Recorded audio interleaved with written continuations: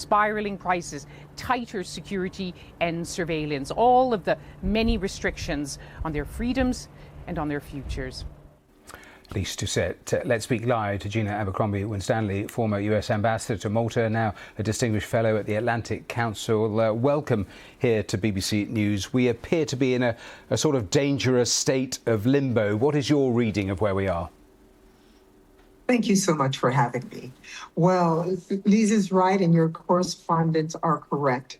President Trump did blink, but he is certainly doing so because his advisors and the polls have shown him that to resume a hot war, the bombing immediately, is going to cause more damage to his standing, certainly within the United States, than to extend the ceasefire. The negotiations quietly via mediators is certainly continuing. Pakistan, others are carrying messages between the United States and Iran. So it is not that everything has gone still and that both sides are only in wait mode. But the space between the two positions is currently still very far apart.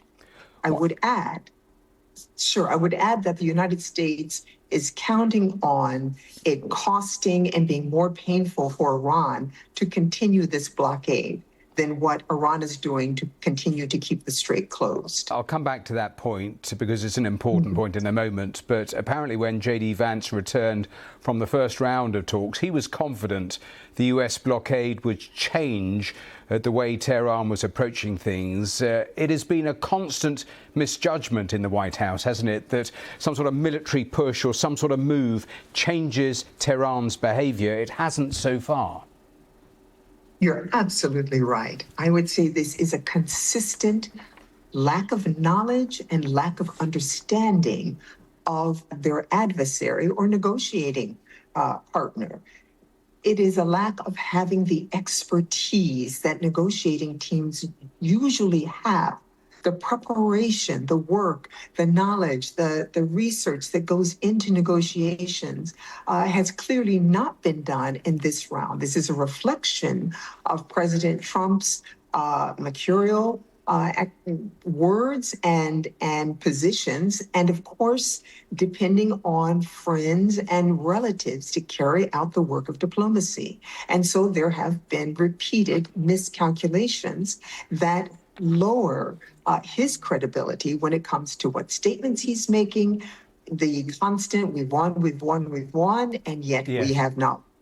He said it again recently, saying we're winning the war by a lot. You mentioned the blockade. The president says it's costing Iran $500 million a day. But of course, at the same time, we're seeing what is happening with the global economy and the squeeze and the pressure and the consequences. So in terms of a long game, who does that actually help? Well, it depends a lot on President Trump insofar as he keeps insisting that the cost to the United States is not as great as it is in other countries, and that once this deal is done, prices of commodities, oil, and gasoline will drop very quickly. But he's counting on the patience of the American people and, most importantly, his core supporters. But as his fellow Republicans and his advisors within the White House are telling him, that support is decreasing daily. A really brief final thought. Do you think there is a danger here that Donald Trump has, in a sense, boxed himself in, and perhaps one of the only routes out for him is a return to the military option? That is a real possibility. In all of this, the Iranians have been in danger of overplaying their hand. Their resilience versus President Trump's ego. Yeah. Well, Gina Winstanley, thank you very much indeed for joining us here on the programme. Great to have you on the programme, and thanks very much for your time.